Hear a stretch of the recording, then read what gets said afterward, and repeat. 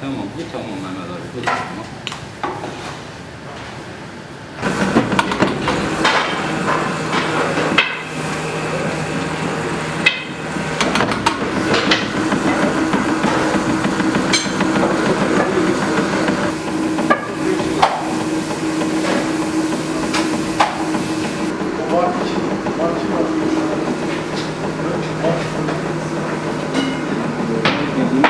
Onun dışında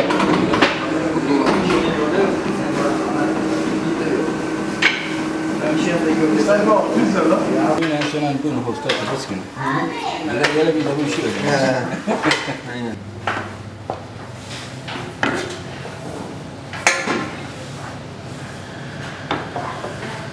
Bunlar resminde var.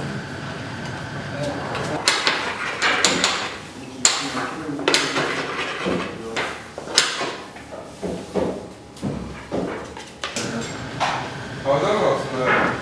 Bence havada sayılır. Dışarıdan bir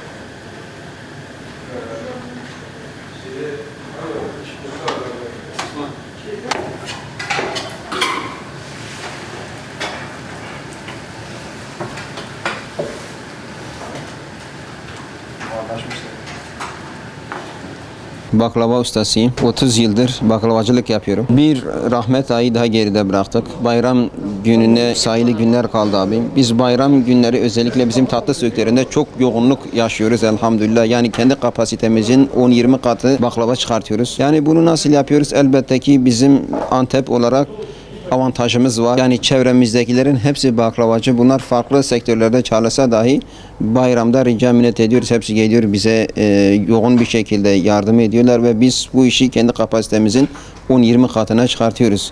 Yani günlük ortalama 300-500 arası tepsi çıkartıyoruz. Son 2-3 gün içinde bütün müşterilerimize bunu yetiştirmeye çalışıyoruz. Gaziantep'te zaten cevizli baklava satışı yok. Özellikle hepsi Antep fıstıklı baklavadır. Baklava olarak da bayramlarda çok çeşit olmuyor. Klasik baklava dediğimiz normal mekik baklava.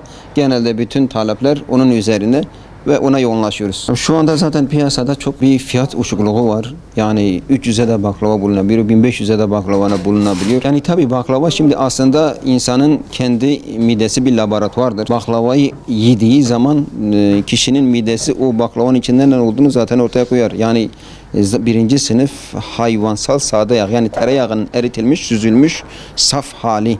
Yağı, tortu alınmış, o yağ olması gerekiyor ki içinde tort kalsa zaten mideyi yakar, taze yağın içinde.